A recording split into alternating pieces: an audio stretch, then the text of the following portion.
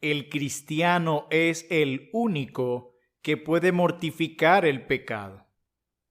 Escrito por Horatius Bonar, 1808-1889. Los que hemos muerto al pecado, ¿cómo viviremos aún en él? Romanos capítulo 6, verso 2. Antes de vivir como un cristiano, tengo que ser un cristiano. ¿Lo soy?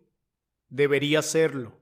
Lo sé, y sabiéndolo, sé de quién soy y a quién sirvo. Si voy a vivir como un hijo de Dios, primero debo ser su hijo y tengo que saberlo. De otra manera mi vida será una imitación artificial, la pieza de un mecanismo sin vida que realiza excelentemente ciertos movimientos, pero sin calor y fuerza viva. Eso es lo que hacen muchos. Tratan de vivir como hijos con el fin de convertirse en hijos, olvidando el plan sencillo de Dios para llegar a serlo inmediatamente. Mas a todos los que le recibieron, a los que creen en su nombre, les dio potestad de ser hechos hijos de Dios. Evangelio según San Juan, capítulo 1, verso 12. En muchos de nosotros, la fe se trata solo de un intento por creer. El arrepentimiento es nada más un intento por arrepentirnos, y en nuestras tentativas no hacemos más que usar palabras que hemos aprendido de otros. La descripción de Dios de lo que es un cristiano es clara y bien definida. Incluye tan pocas imprecisiones y generalidades que uno se pregunta cómo puede haber surgido alguna equivocación al respecto y tantas aseveraciones dudosas y falsas.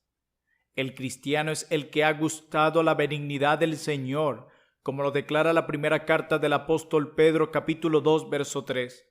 El que ha sido regenerado para una esperanza viva, como lo declara la primera carta del apóstol Pedro, capítulo 1, verso 3. El que ha recibido vida juntamente con Cristo, como lo declara Efesios, capítulo 2, verso 5. Él ha sido hecho un participante de Cristo, como lo declara Hebreos, capítulo 3, verso 14. Un participante de la naturaleza divina, como lo declara la segunda carta del apóstol Pedro, capítulo 1, verso 4, y quien ha sido librado del presente siglo malo, como lo declara Gálatas, capítulo 1, verso 4. Tal es la descripción que Dios hace del que ha encontrado su camino a la cruz y merece adjudicarse el nombre antioqueño de cristiano o el nombre apostólico santo. No tiene nada bueno que decir de sí mismo antes de recibir el perdón gratuito. No recuerda nada digno de amor que lo pudiera haber recomendado delante de Dios, nada apropiado que lo hubiera calificado para recibir el favor divino, excepto que necesitaba vida. Lo único que puede decir junto con otros en iguales circunstancias es: y nosotros hemos conocido y creído el amor que Dios tiene para con nosotros, y al creer ha descubierto lo que no solo lo convierte en un hombre feliz, sino en uno santo. Ha encontrado la fuente de una vida santa. ¿He encontrado pues mi camino a la cruz? Si es así, tengo seguridad, tengo vida eterna. El primer toque auténtico de la cruz me ha asegurado la bendición eterna. Estoy en las manos de Cristo y nadie me puede arrebatar de ellas. Evangelio según San Juan, capítulo 10, verso 28. La cruz nos convierte en personas regeneradas. Una vez regeneradas o renacidas, iniciamos el proceso de la santificación. Antes de recibir el beneficio de la cruz, éramos seres quebrantados y despedazados, sin un centro sobre el cual gravitar. La cruz forma ese centro de gravitación y al hacerlo une los fragmentos desordenados de nuestro ser. Entonces podemos decir: el Señor afirma mi corazón. Salmo capítulo 86, verso 11. Se produce entonces una integridad o unidad que ningún objeto con menos poder de atracción podría lograr. Es una integridad o unidad que, empezando con el individuo, se reproduce en una escala mayor en la Iglesia de Dios, pero con el mismo centro gravitacional. La cruz es la fuente de la salud espiritual. De ella brota la virtud, dunamis, el poder, como lo declara Lucas capítulo 6, verso 19, que cura todas las enfermedades, sean leves o mortales, porque por su llaga fuimos nosotros curados, y en él encontramos el árbol de la vida con sus hojas curativas. Apocalipsis capítulo 22, verso 2. Gólgota se convierte en Galaad con su médico excelente y su bálsamo macerado. El anciano Latimer bien dice de la mujer que Cristo curó: creía que Cristo era un hombre tan sano que ella se sanaría en cuanto lo tocara. Mateo capítulo 9, verso 20. Toda cabeza está enferma y todo corazón doliente, pero ahora la enfermedad ha desaparecido y el corazón que desmaya recobra sus fuerzas. La mirada, o más bien el objeto al que ha mirado, ha hecho su obra. Isaías capítulo 45, verso 22. La serpiente de bronce ha logrado lo que no pudo ningún remedio terrenal. Ya no se puede decir de nosotros: no hay para ti medicamentos eficaces, porque la promesa del médico por excelencia es: he aquí que yo les traeré sanidad y medicina, y los curaré, y les revelaré abundancia de paz y de verdad. Jeremías capítulo 33, versículo 6. Así es como la abundancia de esa paz y verdad se nos revela en la cruz. La cura no se perfecciona en una hora, pero a medida que la vista de la cruz comienza, también la completa por fin. Los pulsos de nueva salud ahora laten en todas nuestras venas. Todo nuestro ser reconoce el poder curativo del remedio divino ante el cual ceden nuestras enfermedades. Sí, la cruz sana. Posee la virtud doble de sanar el pecado y avivar la santidad. Hace que se marchiten todos los frutos de la carne, a la vez que cuida y madura el fruto del Espíritu, el cual es amor, gozo, paz, paciencia, benignidad, bondad, fe, mansedumbre y templanza. Gálatas capítulo 5, versos 22 al 23. Por medio de esto, no es que la enfermedad del alma sea sanada un poco, sino del todo y a fondo. Actúa como el bálsamo renovador del aire cálido del sur para aquel a quien ha debilitado la escarcha y la humedad del aire polar. Da un nuevo tono y energía a nuestras facultades, una nueva inclinación y meta a todos nuestros propósitos, y una nueva altura a todas nuestras esperanzas y nuestros anhelos. Le da el golpe de gracia al yo y mortifica nuestros miembros terrenales. Crucifica la carne con sus afectos y lascivias. Es así como, con los ojos puestos continuamente en la cruz cada día, como si fuera el primero, nos hace sensibles a la recuperación de la salud de nuestra alma. El mal pierde su control, mientras el bien fortalece y madura. No se trata solo de gloriarme, sino en la cruz de nuestro Señor Jesucristo. Se trata también que de ella recibimos fuerza. Es el lugar de la debilidad, porque allí Cristo fue crucificado en debilidad. Segunda a los Corintios capítulo 13, verso 4. No obstante, es para nosotros el origen del poder, porque así como por la muerte vino la vida, de la debilidad vino la fuerza. Esta es fuerza, no para una sola cosa, sino para todo. Es fuerza para hacer y para enfrentar cualquier embate, tanto para santidad como para el obrar. El que quiere ser santo o útil tiene que permanecer junto a la cruz. Allí está el secreto del poder y la promesa de victoria. Con ella luchamos y vencemos. No hay arma que la pueda resistir, ni enemigo que la pueda vencer. Ningún arma puede prosperar contra ella, ni ningún enemigo puede someterla. Con ella podemos enfrentar las luchas exteriores al igual que los temores interiores. Con ella libramos la buena batalla, luchamos contra principados y poderes, ofrecemos resistencia y permanecemos firmes. Libramos la buena batalla, terminamos la carrera y guardamos la fe. Segunda carta a Timoteo, capítulo 4, verso 7. Junto a la cruz, llegamos a ser imitadores del crucificado.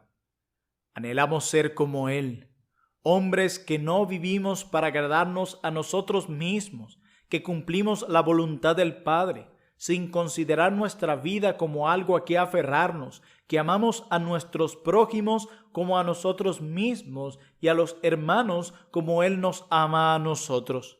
Somos personas que oramos por nuestros enemigos, que no devolvemos mal por mal, que no nos soblevamos cuando sufrimos, sino que nos entregamos a aquel que juzga todas las cosas con justicia, que vivimos no para nosotros mismos, que morimos no para nosotros mismos, que estamos dispuestos a despojarnos de nosotros mismos y a padecer afrenta por causa del nombre, es decir, dispuestos a ocupar el lugar y el nombre de siervos, teniendo por mayores riquezas el vituperio de Cristo. Hebreos capítulo 11, verso 26. Porque en cuanto murió al pecado, murió una vez por todas, mas en cuanto vive, para Dios vive. Romanos capítulo 6, verso 10. Para no vivir el tiempo que resta en la carne conforme a las concupiscencias de los hombres, sino conforme a la voluntad de Dios. Primera carta del apóstol Pedro, capítulo 4, verso 2. Junto a la cruz comprendemos el significado de textos como este. Sabiendo esto, que nuestro viejo hombre fue crucificado juntamente con él, para que el cuerpo del pecado sea destruido, a fin de que no sirvamos más al pecado. Romanos capítulo 6, versículo 6. La crucifixión de nuestro viejo hombre, la destrucción del cuerpo de pecado, la libertad de la esclavitud del pecado, se relacionan estrechamente unos con otros y todos ellos con la cruz de Cristo. O como dijera el apóstol, con Cristo estoy juntamente crucificado, y ya no vivo yo, mas vive Cristo en mí, y lo que ahora vivo en la carne, lo vivo en la fe del Hijo de Dios, el cual me amó y se entregó a sí mismo por mí. Gálatas capítulo 2, versículo 20. Aquí el único Pablo, no dos Pablos, ni dos personas, habla de principio a fin, identificándose completamente con Cristo y su cruz. No se trata de una parte de Pablo en esta cláusula y de una distinta en otro lugar. Es solo Pablo de principio a fin quien es crucificado, muere y vive. Al igual que Isaac fue recibido de entre los muertos en sentido figurado, e igual como Abraham consideraba a Isaac como haberle sido devuelto de la muerte después de la extraña transacción en Moria, de la misma manera consideraría y trataría a Jehová a este Pablo como un hombre resucitado. Isaac era el mismo Isaac, sin embargo no el mismo. De la misma manera, Pablo era el mismo Pablo, no obstante no el mismo. Había pasado por algo que había alterado judicialmente su estado y moralmente su carácter. Era nuevo. En lugar del primer Adán, que era de la tierra, era terrenal, él cuenta con el último Adán, el Señor enviado del cielo, para que sea su huésped. Cristo vive en mí. Gálatas capítulo 2, versículo 20. El apóstol está diciendo: vivo, pero no yo, sino Cristo en mí. Tal y como él dice, pero no yo, sino la gracia de Dios conmigo, en 1 Corintios capítulo 15, verso 10. Y así vive el resto de sus días aquí sobre la tierra, manteniendo su unión con el Hijo de Dios y con su amor. También recibimos revelación sobre este versículo, pero los que son de Cristo han crucificado la carne con sus pasiones y deseos. Y lejos esté de mí gloriarme, sino en la cruz de nuestro Señor Jesucristo, por quien el mundo me es crucificado a mí, y yo al mundo. Gálatas capítulo 6, verso 14. Junto a la cruz obtenemos la garantía gracias a la muerte de Cristo y descubrimos más fehacientemente el significado de pasajes como estos. Porque habéis muerto y vuestra vida está escondida con Cristo en Dios. Colosenses capítulo 3, verso 3. Pues habéis muerto con Cristo en cuanto a los rudimentos del mundo. Colosenses capítulo 2, verso 20. Su muerte y la de usted con Cristo rompió su relación con el pecado. Si uno murió por todos, luego todos murieron, y por todos murió, para los que viven ya no vivan para sí, sino para aquel que murió y resucitó por ellos. Segunda carta de Pablo a los Corintios, capítulo 5, versos 14 al 15. Porque Cristo para esto murió y resucitó, y volvió a vivir, para ser Señor así de los muertos como de los que viven. Romanos capítulo 14, verso 9. Porque el que ha muerto ha sido justificado del pecado, es decir, Cristo pagó el precio del pecado. Romanos capítulo 6, versos 7 al 12. Y si morimos con Cristo, puesto que morimos con Cristo, creemos que también viviremos con Él, sabiendo que Cristo, habiendo resucitado de los muertos, ya no muere, no tiene una segunda pena que pagar ni una segunda muerte para sufrir. La muerte no se enseñoría más de Él, porque en cuanto murió, al pecado murió una vez por todas. Su muerte terminó con la maldición del pecado una vez para siempre. Mas en cuanto vive, para Dios vive. Así también vosotros consideraos muertos al pecado, pero vivos para Dios en Cristo Jesús, Señor nuestro. No reine pues el pecado en vuestro cuerpo mortal, incluso en su cuerpo, de modo que lo obedezcáis en sus concupiscencias. Hay algo inconfundiblemente solemne en estos pasajes. Son muy distintos tanto en el tono como en las palabras a la conversación superficial de algunos cuando hablan del Evangelio y su perdón. Este es el lenguaje de alguien que tiene una profunda percepción de que la ruptura con el pecado es uno de los actos más poderosos, al igual que más bendecidos del universo. Ha descubierto cómo ha sido librado de toda condenación y cómo todas las demandas de la justicia contra él han sido satisfechas. Pero más que esto, ha descubierto cómo la garra del pecado puede ser debilitada, cómo una serpentina puede ser desenrollada, cómo sus impurezas pueden ser borradas, cómo puede hacerle frente a sus argucias y vencer sus fuerzas, y lo santo que puede ser. Esto es para él uno de los más grandes y más felices descubrimientos. El perdón en sí es precioso, principalmente como un paso hacia la santidad. Es difícil entender cómo puede alguno, después de leer declaraciones como esas del apóstol, hablar del pecado, perdón o santidad sin maravillarse. También es incomprensible cómo alguno puede pensar que el perdón que el creyente encuentra en la cruz de Cristo lo libra de la obligación de vivir una vida santa. Es cierto que el santo sigue teniendo pecado, pero es igualmente cierto que este pecado no lo lleva de vuelta a la condenación. Pero hay una manera de decir esto que casi podría entenderse, que permanecer en guardia ya no es tan necesario, que la santidad no es ya de tanta urgencia, que el pecado no es tan terrible como antes. Decirle a un santo que peca que ninguna cantidad de pecado puede alterar su posición perfecta ante Dios que la sangre de Cristo nos otorga, quizá no sea técnica o teológicamente incorrecto, pero esta manera de expresar la verdad no es la de la epístola a los romanos o la dirigida a los efesios. Es casi como decir, continúa en pecado porque la gracia abunda, lo cual no tiene nada de bíblico. La manera apostólica de expresar este punto es la de primera de Juan, capítulo 1, verso 9. Si confesamos nuestros pecados, Él es fiel y justo para perdonar nuestros pecados y limpiarnos de toda maldad. Primera carta del apóstol Juan, capítulo 2, verso 1. Es así pues que aquello que cancela la condena provee la pureza. El sacrificio de la cruz no solo da perdón, sino que purifica. La sangre del crucificado es un manantial doble de paz y santidad.